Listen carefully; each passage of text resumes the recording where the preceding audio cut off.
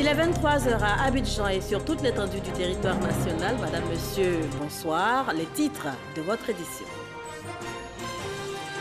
Le chef de l'État est à Addis Abeba depuis maintenant quelques heures. Le président Alassane Ouattara y est pour prendre part au 30e sommet de l'Union africaine, sommet qui va plancher sur la lutte contre la corruption. L'ancien Premier ministre britannique Tony Blair et l'homme d'affaires nigérien Aliko Dangote annoncent leur arrivée prochaine en Côte d'Ivoire. Les deux personnalités se disent intéressées par les opportunités d'affaires qu'offre le pays.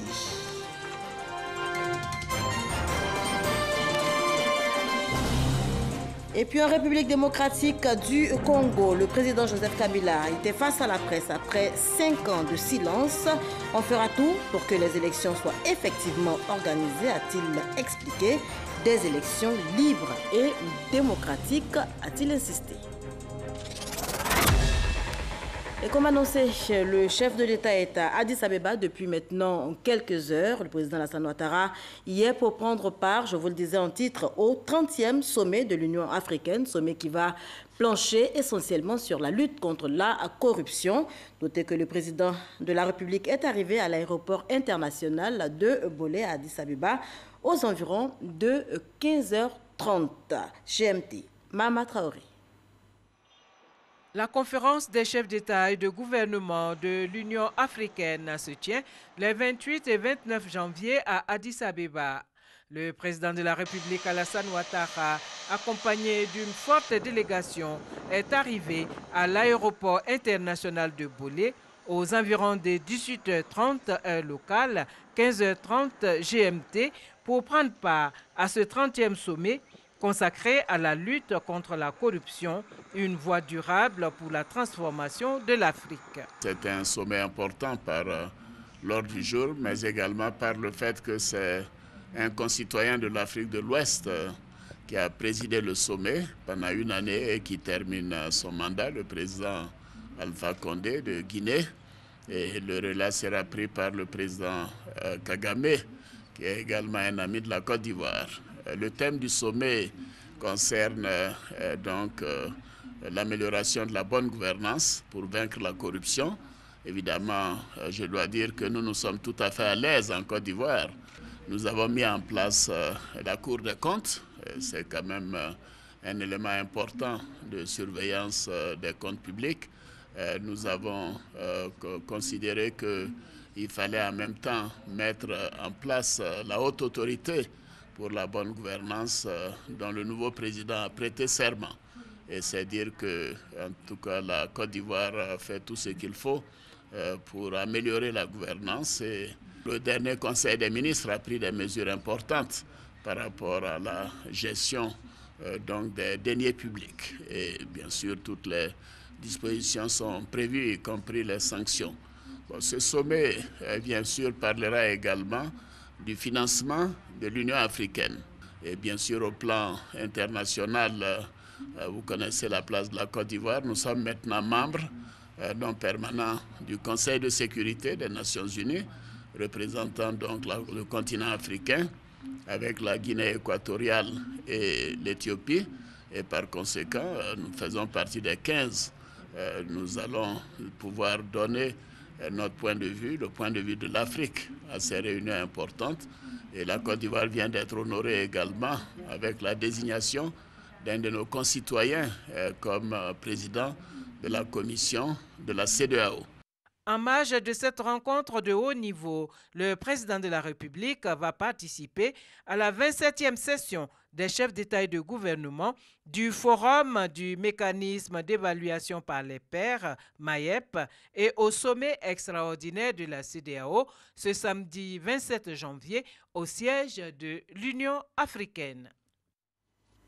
Voilà, et le reportage de Mahama Traoré était commenté par Awa Touré.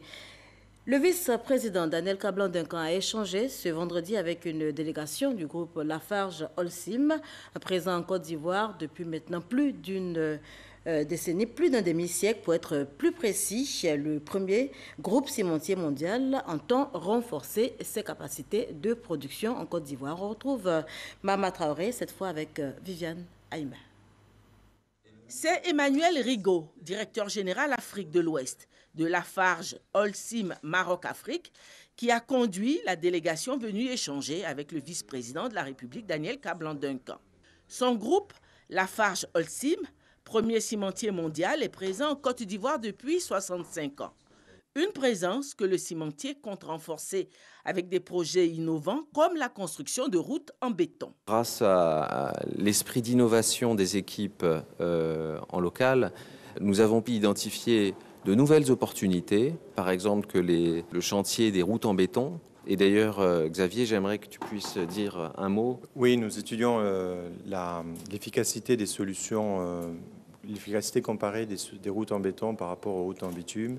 Et nous trouvons que non seulement les routes en béton amènent une durabilité des ouvrages beaucoup plus importante, et que dans les cas que nous étudions, ça peut être aussi des solutions plus économiques. Pour l'instant, ce n'est pas une solution qui est mise en œuvre en Côte d'Ivoire, mais c'est une solution que nous souhaitons promouvoir dans le futur. La délégation de Lafarge Holcim a également annoncé au vice-président de la République la mise en service prochaine de sa nouvelle unité industrielle. Usine qui va porter à 2 500 000 tonnes de ciment par an la capacité de production du groupe, actuellement estimée à 1 500 000 tonnes. L'ancien Premier ministre britannique Tony Blair et l'homme d'affaires nigérian Aliko Dangote annoncent leur arrivée prochaine ici en Côte d'Ivoire. Les deux personnalités se disent intéressées par les opportunités d'affaires qu'offre le pays. Elles ont rencontré à Davos, en marge donc du Forum économique mondial, le chef du gouvernement Amadou Gon Coulibaly. Davos, moins 2 degrés. La neige domine le décor du paysage de la ville. Il fait froid, mais le soleil brille pour les affaires. En témoignent ces chaleureuses retrouvailles entre l'homme d'affaires nigérian Aliko Dangote et le premier ministre ivoirien Amadou Gon Coulibaly. L'opérateur économique s'intéresse au marché ivoirien de l'agrobusiness. Déjà, comme vous savez, Dangote Cement a une usine d'une capacité de 3 millions de tonnes par an. Mais maintenant, c'est étendre les investissements dans d'autres domaines, agribusiness en particulier, au regard des bonnes politiques qui sont déjà mises en place par le président Ouattara. Et donc, les deux sujets sur lesquels ils ont discuté, c'était la transformation de la noix de cajou et la transformation du cacao. L'investissement sera pour améliorer la vie des gens et les aider à les accompagner dans la première transformation. Les démarches sont avancées et même un calendrier est défini. M. Dangote viendra dans la deuxième quinzaine de février pour visiter officiellement le Premier ministre et le président Ouattara pour leur faire part officiellement de son intention d'investir. En sa résidence de l'hôtel Victoria, la température est montée d'un cran lorsque le Premier ministre reçoit le premier responsable de l'Institut Tony Blair. L'ancien Premier ministre du Royaume-Uni parle désormais affaires avec la Côte d'Ivoire. Nous aidons les gouvernements avec les priorités, mais c'est pour le gouvernement à établir les priorités. Et nous avons discuté le développement de Côte d'Ivoire et j'ai remarqué sur le progrès extraordinaire du pays pendant les dernières années. Et j'ai discuté comment mon institut peut avoir un partenariat avec le gouvernement pour les aider dans tout ce qu'ils veulent faire. Il est séduit par les signaux que la Côte d'Ivoire envoie au monde politique et économique. La Côte d'Ivoire, c'est un pays très fort maintenant, un pays avec un leadership qui est très respecté partout le monde. Après les salles de conférences et de panels, une journée bien remplie pour le Premier ministre qui note d'ailleurs l'intérêt que porte le milieu économique à la Côte d'Ivoire. Les politiques économiques qui sont menées donc, sous le leadership du président Alassane Ouattara inspirent confiance donc, au secteur privé, inspirent confiance à la communauté internationale, inspirent confiance à tous ceux qui veulent investir. Notre rôle donc, est d'être en contact donc, avec eux, de les assurer que toutes les conditions donc, seront réunies pour leur permettre d'investir dans notre pays. Et le but ultime est de créer donc, des emplois. Il peut alors conclure sur la qualité de la moisson. Elle est très bonne. C'est donc avec satisfaction et l'espoir de réaliser tous ces projets économiques et sociaux que la délégation ivoirienne est partie de la ville de Davos. Voilà, le reportage est signé Adama Koné, envoyé spécial à Davos. Ici en Côte d'Ivoire, Jacquesville, dans la région des Grands Ponts, la cité va abriter dans les prochains jours un centre régional de lutte contre le terrorisme. Le ministre de la Défense, Ahmed Bakayoko, l'ambassadeur de France en Côte d'Ivoire, Gilles Huberson, et une équipe d'experts européens se sont justement rencontrés jeudi pour évoquer le sujet. On en parle avec Olivier Iriebi et Gabriel Zani.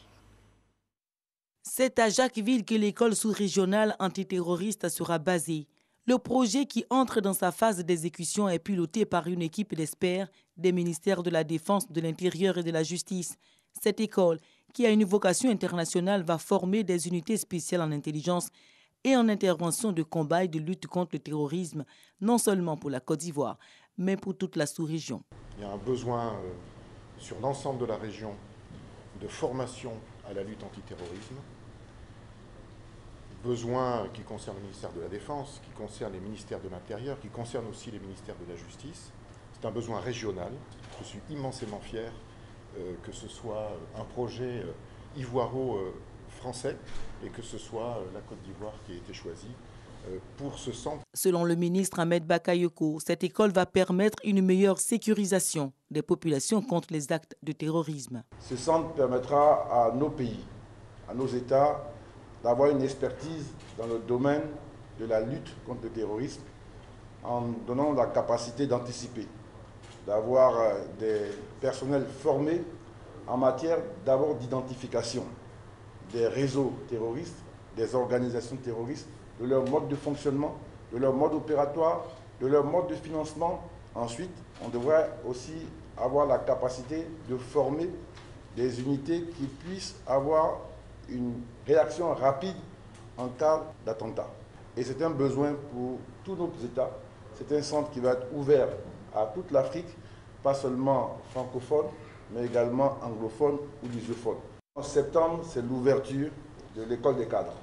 Et ensuite, il va y avoir un développement pour qu'au premier trimestre 2019, nous ayons l'école dans toute sa dimension. L'école de lutte antiterroriste dont la création a été décidée par les présidents Alassane Ouattara et Emmanuel Macron lors de leur rencontre au dernier sommet Union africaine, Union européenne, est la preuve de leur engagement à assurer la sécurité des populations et des biens à l'échelle régionale. Et cette bonne nouvelle pour les populations du district d'Abidjan, les usagers d'autobus en particulier, la Sotra, Société des transports abidjanais, vient de signer un accord avec le groupe Iveco en France. L'accord porte sur 500 autobus neufs, de quoi soulager les populations. Jean-Jacques Kwamela. Après la livraison de 500 autobus neufs à la Sotra en 2017, nous poursuivrons nos efforts sur la période 2018-2020 au rythme de 500 nouveaux bus par an. Cette promesse du chef de l'État, dans son message à la nation, se concrétise. À Paris, un accord commercial a été signé ce 22 janvier entre la Sotra, Société des transports abidjanais, et le groupe Iveco. L'accord porte sur 500 autobus neufs. La particularité est que ces autobus sont moins polluants pour l'environnement et roulant avec du gaz. Une façon pour la Côte d'Ivoire de s'inscrire dans la politique du respect des engagements de l'accord de Paris. Une solution concrète avec des véhicules plus silencieux, des véhicules moins polluants, qui n'émettront pas de particules. Et ça, c'est un choix stratégique et un choix emblématique parce que Abidjan se positionne comme un leader au niveau de l'ensemble du continent africain. Le ministre des Transports, Amadou Koné, présent à cette signature de convention, s'est réjoui de cette initiative qui viendra améliorer les conditions de transport des populations abidjanaises. Amadou Koné soutient qu'en plus de la livraison des autobus, le groupe français va monter à Abidjan une unité de montage des minibus. Ce marché existe, les études de marché qui ont été faites démontrent que c'est sur ce segment qu'il faille aller. Et il y a un volet industrialisation qui est pris en compte. Et puis, Iveco va nous accompagner à avoir les installations nécessaires pour équiper les bus de systèmes de motorisation à gaz. Les 500 autobus seront livrés avant la fin de l'année 2018. Ce lot sera composé de bus standards et des articulés propres au climat et aux infrastructures routières ivoiriennes. La zone industrielle de Yopougon a désormais fière allure. Le poumon industriel du pays a enregistré des travaux de réhabilitation ces derniers mois, des travaux réalisés à plus de 90%. Francis Boifo y a fait un tour. Les opérateurs économiques et leurs partenaires, les ouvriers, les commerçants et les visiteurs de la zone industrielle de Yopougon se souviennent encore de ces images. Illustration d'une zone industrielle fortement dégradée en 2014.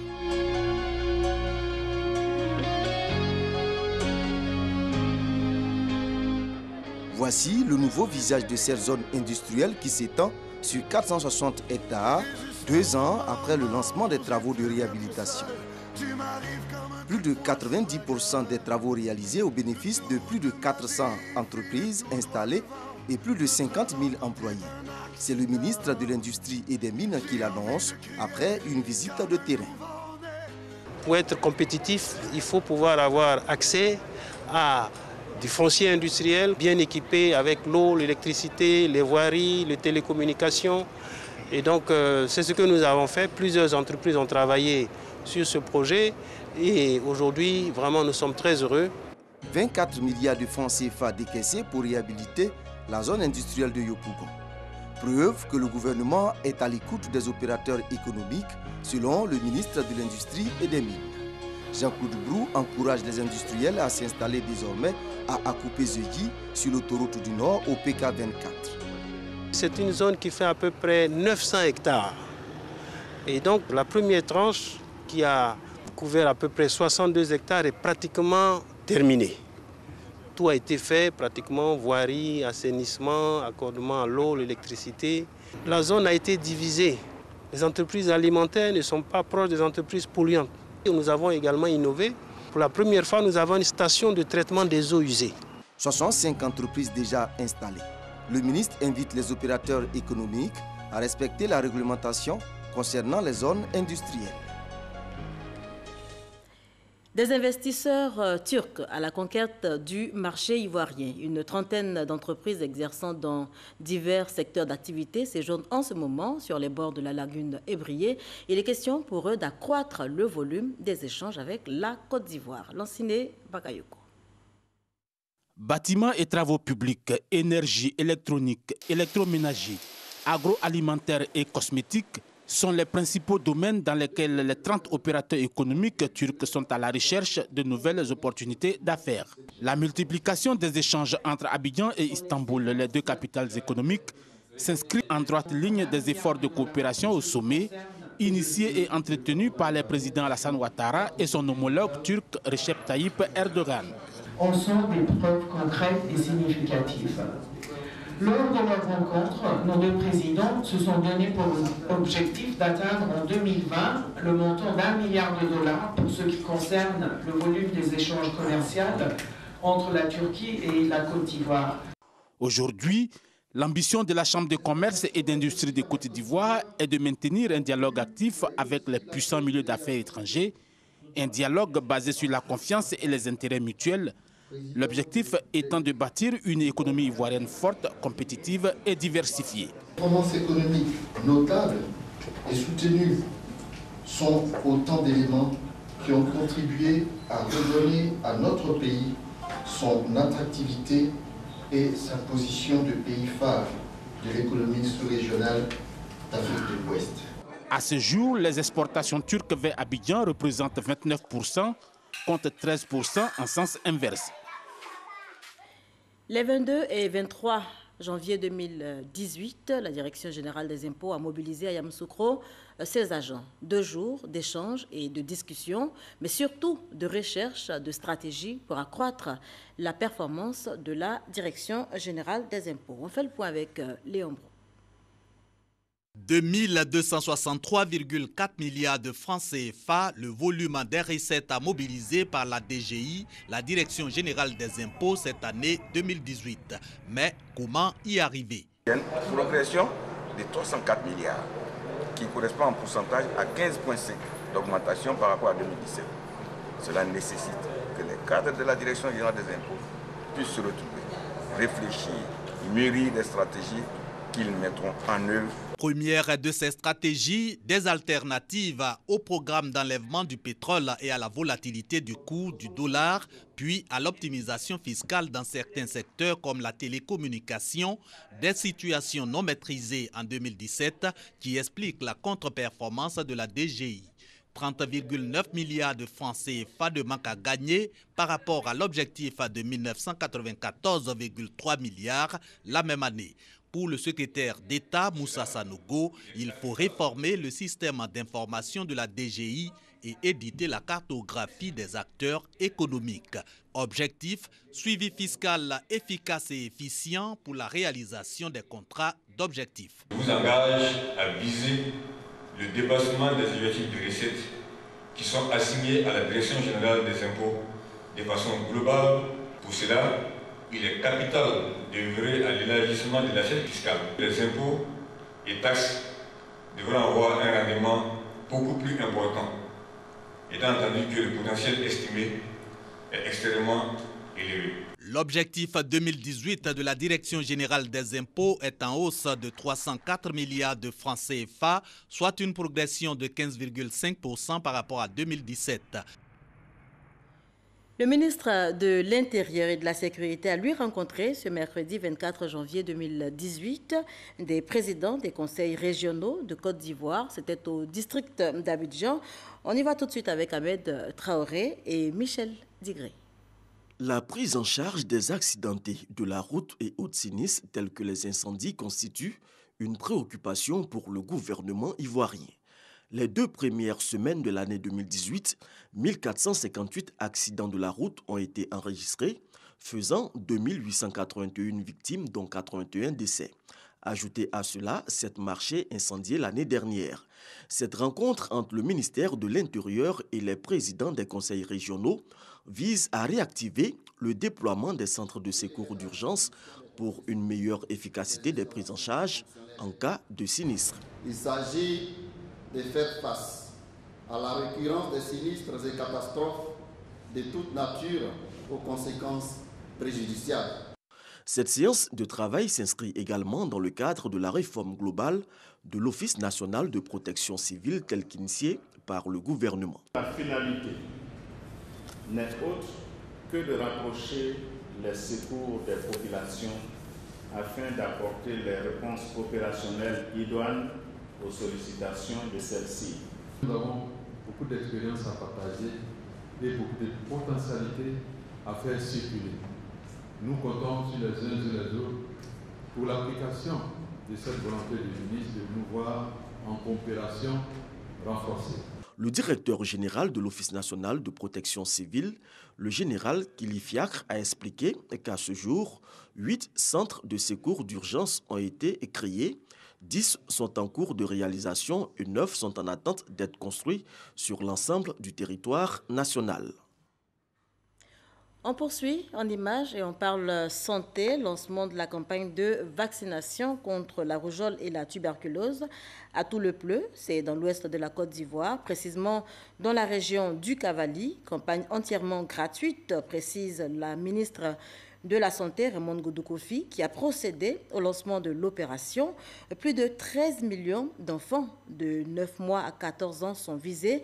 Notez que la campagne va s'étendre du 26 janvier au 4 février 2018. Des consultations et des plaidoiries gratuites ont lieu en ce moment. C'est à la semaine de l'avocat.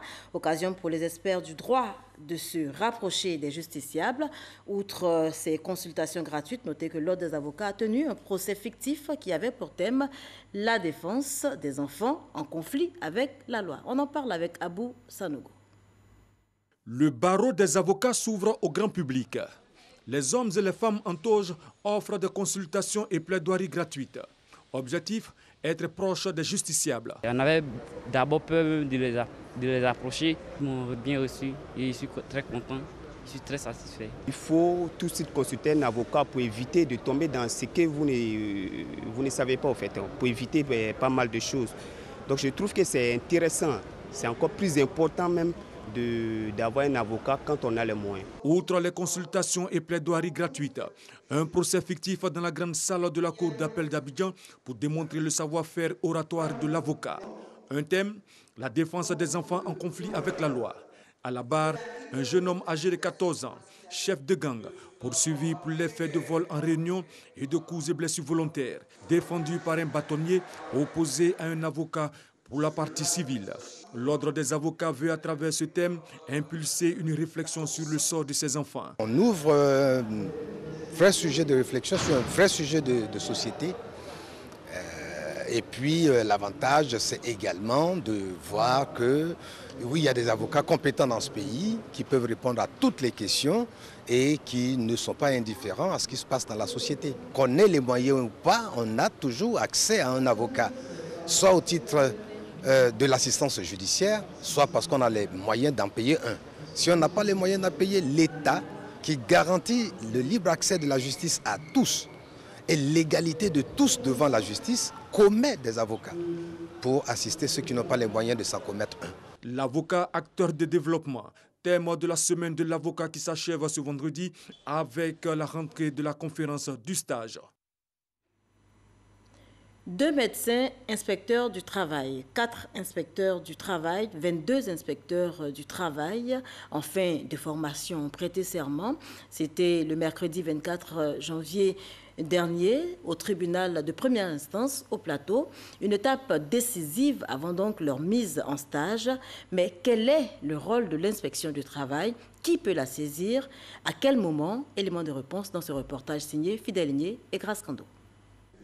Comptable dans une entreprise de la place, Lucas a été limogé sans préavis. Il s'est dit victime d'une injustice et décide de saisir l'inspection du travail du Plateau en vue de réclamer ses droits. Une fois sa plainte enregistrée, il est conduit chez l'inspecteur du travail. Après un entretien, une convocation lui est remise pour son employeur. Une procédure qui vise à concilier les deux parties. Nous prenons le temps d'écouter la personne, mais nous n'allons pas nous faire tout de suite une idée, une opinion définitive sur le dossier. Donc il faut inviter l'autre partie, notamment l'employeur, à la conciliation. La conciliation étant une séance de confrontation des différentes versions afin d'être situé définitivement sur donc, la nature du problème. Les inspecteurs du travail ont pour mission de veiller au respect du Code du travail, de la promotion de la santé et de la sécurité au travail, mais surtout de gérer les conflits et inciter au dialogue social. On travaille plus avec le privé. C'est dans le privé que nous voyons les infractions. On est devenu gestionnaire des conflits par la faute des choses. Sinon, notre rôle premier, c'est le contrôle, c'est d'aller en entreprise et voir les infractions, les relever et interpeller les parties pour qu'ils puissent corriger. 2 médecins, 4 attachés du travail et 22 élèves inspecteurs du travail des 53e promotions de l'École nationale d'administration ENA prêtent serment. Faisant désormais partie du cercle des inspecteurs du travail, ils ont été exhortés par la tutelle à bien assurer leur mission. Il nous faut des techniciens aguerris, intègres et engagés dans toutes nos disciplines qui sont le travail, l'emploi et la protection sociale. Qu'à la hauteur des attentes de nos populations ne serait souffrir du laxisme ou de la négligence de ses agents. La prestation de serment est une étape indispensable avant leur mise en stage. Voilà, et à présent on fait un tour d'horizon, un tour donc de l'actualité internationale, à commencer par le Kenya.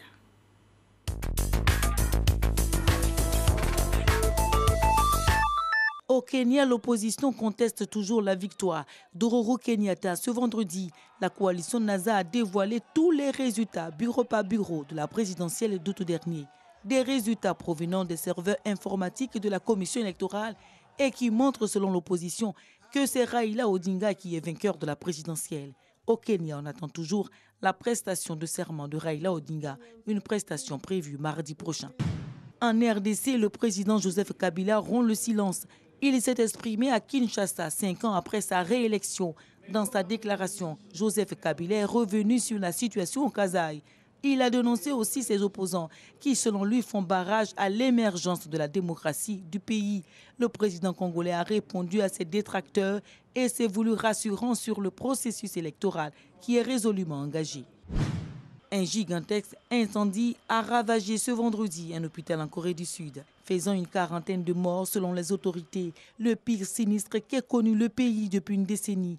Environ 130 personnes ont été blessées dans la catastrophe qui survient à quelques semaines de la venue dans le pays de milliers d'athlètes et de visiteurs étrangers à l'occasion des Jeux olympiques d'hiver. Voilà, c'est sur ce commentaire de Gabriel Zani que je vous dis au revoir. On se retrouve demain, même heure.